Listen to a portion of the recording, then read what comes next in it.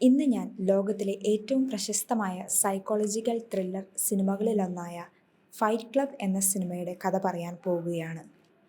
ഈ സിനിമയുടെ നായകൻ ഒരു സാധാരണ ഓഫീസ് ജോലിക്കാരനാണ്. അദ്ദേഹത്തിൻ്റെ പേര് സിനിമയിൽ പറയുന്നില്ല. വലിയൊരു കമ്പനിയിൽ ജോലി ചെയ്യുന്ന അദ്ദേഹം നല്ല ശമ്പളവും ആഡംബര ജീവിതവും ഉണ്ടായിരുന്നെങ്കിലും ഉള്ളിൽ വളരെ ശൂന്യത അനുഭവിക്കുന്നു. അദ്ദേഹത്തിന് കടുത്ത ഉറക്കക്കുറവും മാനസിക സമ്മർദ്ദവുമുണ്ട്. പല ദിവസങ്ങളായി ഉറങ്ങാൻ കഴിയാത്തതിനാൽ ജീവിതം തന്നെ അർത്ഥമില്ലാത്തതായി തോന്നുന്നു. ഒരു ദിവസം ഡോക്ടറെ കാണുമ്പോൾ ഡോക്ടർ മരുന്ന് നൽകാതെ ജീവിതത്തിൽ യഥാർത്ഥ പ്രശ്നങ്ങൾ അനുഭവിക്കുന്ന ആളുകളെ കാണാൻ ഉപദേശിക്കുന്നു. അതനുസരിച്ച് നായകൻ ക്യാൻസർ രോഗികൾ, ഹൃദ്രോഗികൾ തുടങ്ങി പല രോഗികളുടെ സപ്പോർട്ട് ഗ്രൂപ്പുകളിൽ പങ്കെടുക്കാൻ തുടങ്ങുന്നു. അദ്ദേഹം യഥാർത്ഥ രോഗിയല്ലെങ്കിലും അവിടെ മറ്റുള്ളവരുടെ വേദന കാണുമ്പോൾ കരഞ്ഞ് മനസ്സിന് ആശ്വാസം ലഭിക്കുന്നു. അങ്ങനെ കുറച്ച് നാളുകൾക്ക് അദ്ദേഹത്തിന് ഉറക്കം തിരിച്ചു കിട്ടുന്നു. പിന്നീട് അദ്ദേഹം മാർല സിംഗർ എന്ന സ്ത്രീയെ പരിചയപ്പെടുന്നു.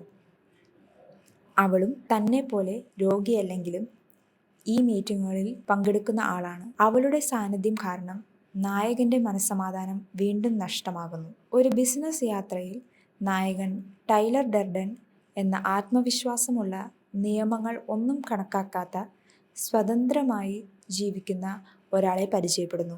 ടൈലർ സോപ്പ് നിർമ്മിച്ച് വിൽക്കുന്ന ആളാണ്. ജീവിതത്തെക്കുറിച്ച് വളരെ വ്യത്യസ്തമായ കാഴ്ചപ്പാടുകളാണ് അദ്ദേഹത്തിനുള്ളത്.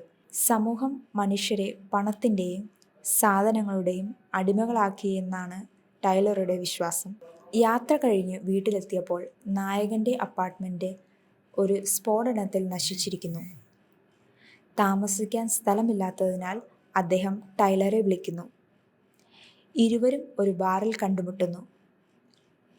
അവിടെ ടൈലർ ഒരു വിചിത്രമായ അഭ്യർത്ഥന നടത്തുന്നു. എന്നെ ഒന്ന് അടിക്കൂ എന്നാണ് പറയുന്നത്. ആദ്യം നായകൻ മടിക്കുന്നുവെങ്കിലും പിന്നീട് ഇരുവരും തമ്മിൽ അടിപിടി തുടങ്ങുന്നു. അതിലൂടെ അവർക്ക് ഒരു വിചിത്രമായ സന്തോഷവും സ്വാതന്ത്ര്യബോധവും ലഭിക്കുന്നു. അടുത്ത ദിവസം അവർ വീണ്ടും അടിപിടി നടത്തുന്നു. ഇത് കണ്ട മറ്റുള്ളവർക്കും താല്പര്യം തോന്നുന്നു. അങ്ങനെ രഹസ്യമായി ഒരു ക്ലബ്ബ് രൂപപ്പെടുന്നു. അതാണ് ഫൈറ്റ് ക്ലബ്. ഈ ക്ലബിന് ചില കർശന നിയമങ്ങളുണ്ട്. ഒന്നാമത്തെ നിയമം, ഫൈറ്റ് ക്ലബിനെക്കുറിച്ച് ആരോടും പറയരുത്. രണ്ടാമത്തെ നിയമവും അതുതന്നെ. ഓരോ ആഴ്ചയും ആളുകൾ ഇവിടെ എത്തി പരസ്പരം പൊരുതുന്നു. അവർക്ക് അത് വെറും അടി വാങ്ങാനോ കൊടുക്കാനോ വേണ്ടിയല്ല.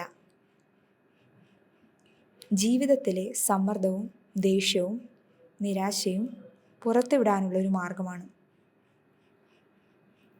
കാലക്രമേണ ഫൈറ്റ് ക്ലബ് വളരെ പ്രശസ്തമാകുന്നു. പല നഗരങ്ങളിലും പുതിയ ക്ലബ്ബുകൾ തുടങ്ങുന്നു. എന്നാൽ ടൈലറുടെ ലക്ഷ്യം മാറുന്നു.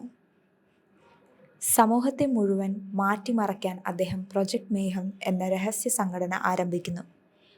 ഈ സംഘടനയിലെ അംഗങ്ങൾ ടൈലറുടെ ഓരോ ഉത്തരവും ചോദ്യം ചെയ്യാതെ അനുസരിക്കുന്നു. അവർ പല നാശനഷ്ടങ്ങളും ഉണ്ടാക്കുകയും വലിയ കമ്പനികൾക്കെതിരെ ആക്രമണങ്ങൾ നടത്തുകയും ചെയ്യുന്നു.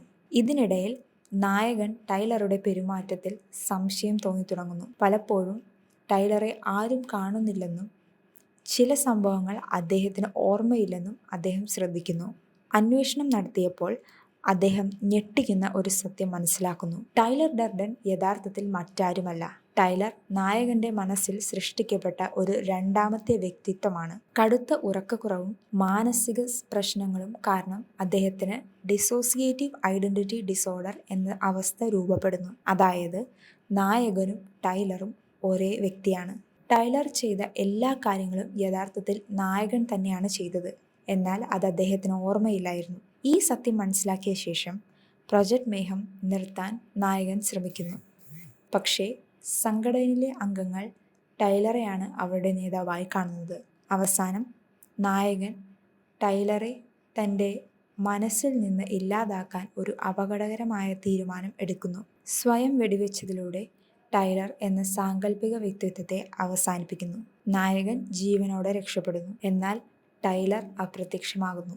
അവസാന രംഗത്തിൽ നായകനും മാർലയും കൈകോർത്ത് നിൽക്കുമ്പോൾ നഗരത്തിലെ നിരവധി വലിയ കെട്ടിടങ്ങൾ സ്ഫോടനത്തിൽ തകർന്നു വീഴുന്നത് അവർ നോക്കി നിൽക്കുന്നു. സിനിമ അവിടെ അവസാനിക്കുന്നു. ഈ അവസാന രംഗം പ്രേക്ഷകരെ പല വിധത്തിൽ ചിന്തിക്കാൻ പ്രേരിപ്പിക്കുന്നു. ഈ സിനിമയുടെ ഏറ്റവും വലിയ പ്രത്യേകത അതിൻ്റെ അപ്രതീക്ഷിത ട്വിസ്റ്റാണ്. ആദ്യമായി കാണുന്നവർക്ക് ടൈലറും നായകനും ഒരാളാണെന്ന് മനസ്സിലാകില്ല. രണ്ടാം തവണ കാണുമ്പോഴാണ് സിനിമയിൽ മുമ്പേ നൽകിയിരുന്ന പല സൂചനകളും ശ്രദ്ധയിൽപ്പെടുന്നത്. എൻ്റെ അഭിപ്രായത്തിൽ ഫൈറ്റ് ക്ലബ് വെറും അടിപിടിയുടെ കഥയല്ല. മനുഷ്യൻ്റെ മനസ്സ്, ഏകാന്തത, ഉപഭോക്തൃ സംസ്കാരം, സമൂഹത്തിൻ്റെ സമ്മർദ്ദം എന്നിവയെക്കുറിച്ച് ആഴത്തിൽ സംസാരിക്കുന്ന ഒരു സിനിമയാണ്. അതുകൊണ്ട് തന്നെ ഇന്ന് വരെ ലോകത്തിലെ ഏറ്റവും മികച്ച സൈക്കോളജിക്കൽ ത്രില്ലർ സിനിമകളിലൊന്നായി ഇത് കണക്കാക്കപ്പെടുന്നു. നന്ദി.